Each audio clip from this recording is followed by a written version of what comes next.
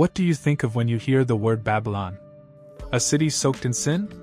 Golden idols, wild feasts, and a giant tower built to challenge God himself? This is the story of Babylon we all think we know, the ultimate city of sin, a name that's become the very definition of vice. For centuries, it's been painted as the poster child for divine judgment, right up there with Sodom and Gomorrah. But how much of that is actually true? Was this glittering city on the Euphrates really a den of corruption punished by God, or is there more to the story? The truth, as we'll see, is buried under layers of myth, propaganda, and some incredible history. It's a story of how a center of law and unbelievable innovation got branded as the most wicked city ever.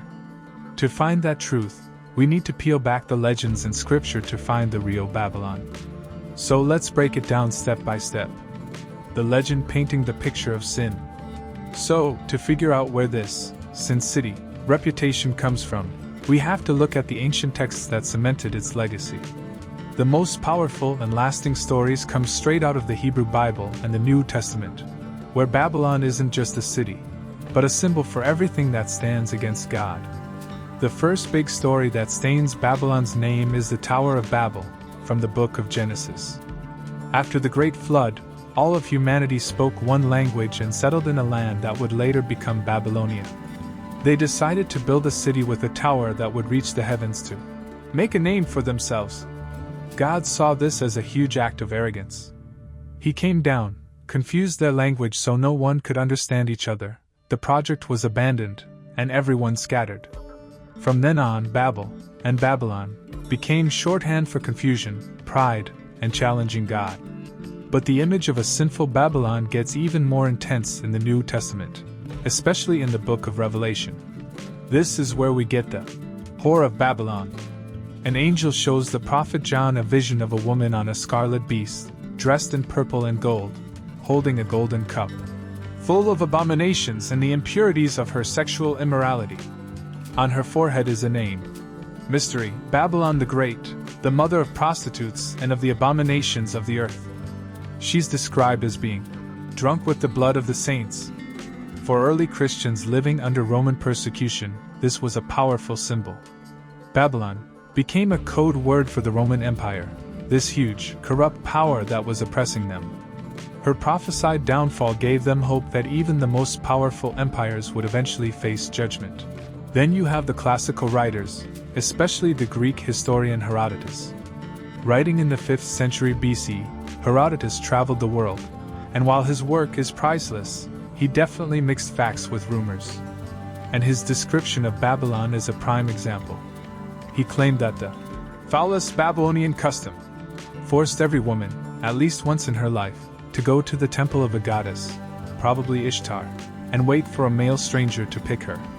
The man would throw a silver coin in her lap, they'd have intercourse outside the temple, and only then could she go home, her duty fulfilled. This story of sacred prostitution was seized on for centuries as the ultimate proof of how depraved Babylon was. So, with stories like the Tower of Babel, the Whore of Babylon, and sacred prostitution, it's easy to see why Babylon got its reputation. But how did the city actually start? Funnily enough, it wasn't as a city of sin, but as a city of law. The city of order Hammurabi and the rise of an empire. Long before it was a byword for sin, Babylon came onto the historical stage fairly late for the region. For centuries, it was just a small town on the Euphrates River, in the shadow of older, more powerful cities like Ur and Akkad. But it had a remarkably favorable location, right at the crossroads of major trade routes. This gave it perfect conditions for future growth, just waiting for the right leader. That leader finally emerged in the 18th century BC.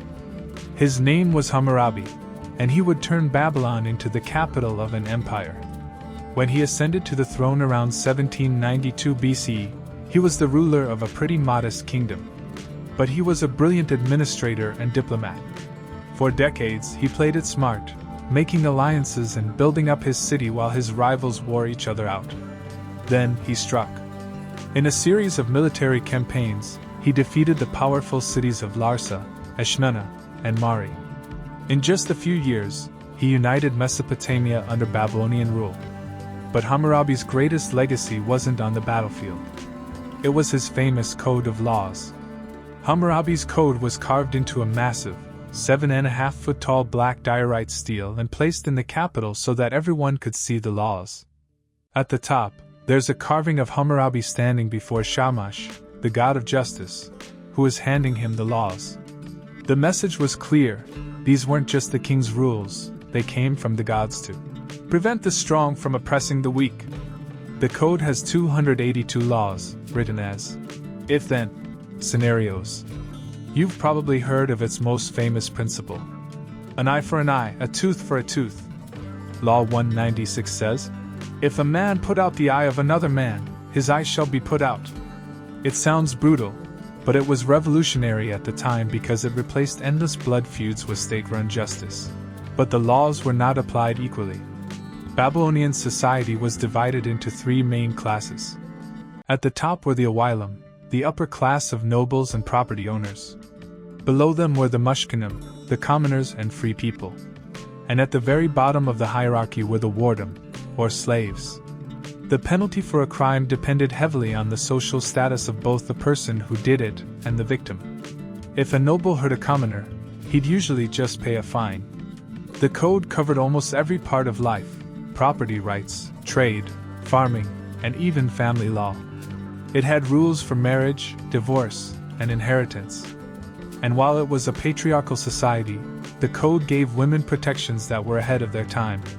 A woman could own property, do business, and if her husband wanted a divorce without a good reason, he had to give her dowry back. What the code shows is that the real foundation of Babylon wasn't chaos, but a deep obsession with structure, order, and justice. This was a civilization built on contracts and clear rules, a reality that's a world away from the legend. This was the true beginning of the city, not a city of sin, but a city of laws. A glimpse into daily life and faith. Okay, so Babylon was built on laws. But what was daily life actually like for the people walking its streets? The evidence shows a vibrant, deeply religious society that was a marvel of engineering and culture. During its golden age under King Nebuchadnezzar II in the 6th century BC, Babylon was probably the biggest city on the planet. It was protected by a massive set of double walls, supposedly so thick that chariots could race on top of them. The most famous way in was the incredible Ishtar Gate, one of 8 grand entrances. It was covered in brilliant blue glazed bricks and decorated with rows of lions, bulls, and these cool snake-like dragons called Mur, which was the symbol of Marduk, the city's main god. If you walked through the Ishtar Gate, you'd be on the processional way, a grand avenue that led to the city's religious heart, the Asagila Temple Complex. Here stood the city's great ziggurat, a massive stepped pyramid named Edamanenki, which means Temple of the Foundation of Heaven and Earth. Many scholars think this is the structure that inspired the biblical Tower of Babel. Religion was a huge part of everyday life. The Babylonians were polytheistic, meaning they worshipped a ton of gods and goddesses who they believed controlled everything. Marduk was the chief god, but others like Ishtar, the goddess of love and war, were also incredibly important. People believed humanity was created to serve the gods, so daily life was filled with prayers and rituals to keep them happy. The biggest religious event was the Akitu, or New Year Festival, a 12-day celebration that honored Marduk and confirmed the king's right to rule. Of course, what your life was like really depended on your social class. The elite lived in big, luxurious homes with courtyards and decorated rooms. Common people, artisans, farmers, merchants, lived in simpler mud brick houses packed along narrow streets, often using their flat rooftops as an extra living space to cook, socialize, and sleep during the hot summers. The city's markets were filled with goods from all over: spices, textiles, metals, you name it. And the Babylonians were amazing astronomers and mathematicians. They developed the system we still use for telling time. They could predict eclipses, and they laid the groundwork for modern astronomy. This was the reality of Babylon, a highly organized, innovative, and deeply faithful city. So if the reality was this complex civilization, where did those sensational stories of sin actually come from? It's time to bust some myths. Deconstructing the sins, the Mythbusters. So we have this picture of an organized, scientific city. How do we square that with the city of sin? Let's take another look at those big accusations, one by one. First up, that mandatory temple prostitution story from Herodotus. It's a crazy story, but is it true? The short answer is, probably not. The biggest problem is that there's just no evidence for it in Babylon itself. Archaeologists have been digging there for over 100 years and have found hundreds of thousands of cuneiform tablets documenting everything from laws to letters. And in that massive archive, not one of them mentions a custom requiring all women to do this. That silence is deafening. A state-mandated ritual this huge would have left a paper trail. What Herodotus described is now thought by most scholars to have been either an exaggeration or a big misunderstanding of local customs.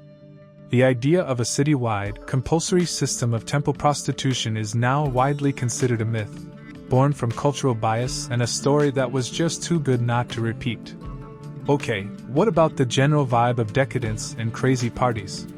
The Book of Daniel famously shows the Babylonian king Belshazzar using sacred temple vessels to toast his pagan gods.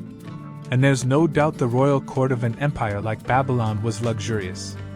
Nebuchadnezzar's palace and the legendary Hanging Gardens were meant to project power and splendor. But there's no evidence that this translated to the entire city being some non-stop party. For the average Babylonian, life was about hard work and religious duty, all governed by that strict code of laws. And finally, what about the charge of idolatry? From a monotheistic point of view, worshipping a whole pantheon of gods and making statues of them was a huge sin. The biblical prophets saw these statues as empty idols. But for the Babylonians, this was just religion. They believed their gods actually lived inside those statues, and their rituals were acts of devotion to keep cosmic order. What one culture called idolatry, another called piety. The sin wasn't in the hearts of the Babylonians, it was in the eye of the beholder. When we break it down, the portrait of Babylon as the ultimate city of sin starts to look like a caricature, shaped by propaganda and theological disputes. The birth of a villain, why the bad rap? So, if the temple prostitution story is likely a myth, and the decadence was pretty standard for an empire, why did Babylon get such a bad rap? The answer has less to do with what the Babylonians actually did, and more to do with one of the most traumatic events in ancient Jewish history, the Babylonian exile. In the early 6th century BC, the Neo-Babylonian Empire, led by the powerful King Nebuchadnezzar II, was the regional superpower. After a series of rebellions from the Kingdom of Judah, an angry Nebuchadnezzar laid siege to Jerusalem in 587 BC. The city was conquered, its walls were torn down, and Solomon's temple, the sacred heart of the Jewish faith, was completely destroyed. Nebuchadnezzar then exiled the Judean elite, priests, scribes, and artisans, to Babylon. For the Jewish people, this was a massive trauma. They were ripped from their homeland, their temple was gone, and they were forced to live in the capital of the empire that had destroyed it. In their grief and anger, Babylon became the symbol of everything they hated and feared. This trauma is all over the Hebrew Bible, which was mostly written and edited during and after the exile. The prophets portrayed Babylon as a cruel, arrogant empire that would eventually face God's judgment. Psalm 137 famously says, "By the rivers of Babylon, there we sat down and wept, when we remembered Zion." Now, it's important to know that based on historical records, the Jewish exiles weren't really slaves. They lived in their own communities, engaged in business, and many did pretty well for themselves. But that didn't change the psychological wound of being forcibly removed from their home. Basically, Babylon's reputation was written by its victims. It was branded the City of Sin. Not because it was so much worse than other ancient empires. The Assyrians were famously much more brutal, but because its moment of greatest power was the moment of greatest trauma for the people who wrote one of the most influential books in the world. Later, when early Christians needed a symbol for the evil Roman Empire, they reached for the villain they already knew, Babylon. And so a historical city was reborn as a timeless myth. Once again, if you've made it to the end of this video, we really appreciate it if you liked and subscribed. We have a whole team behind this, and we really love seeing you follow along on our journey through ancient civilizations. We put out new content every single week. If you'd like to support the channel and help us make more videos like this, consider joining us on Patreon. You'll get early access to new episodes, work in progress updates, and more. Every bit of support goes a really long way. Thank you. You can also leave us super thanks down below if you'd like to give us a little extra boost. It really means a lot and helps us keep going. We hope to see you next time. Conclusion. So, was ancient Babylon the real city of sin? Well, the historical reality is far more complicated.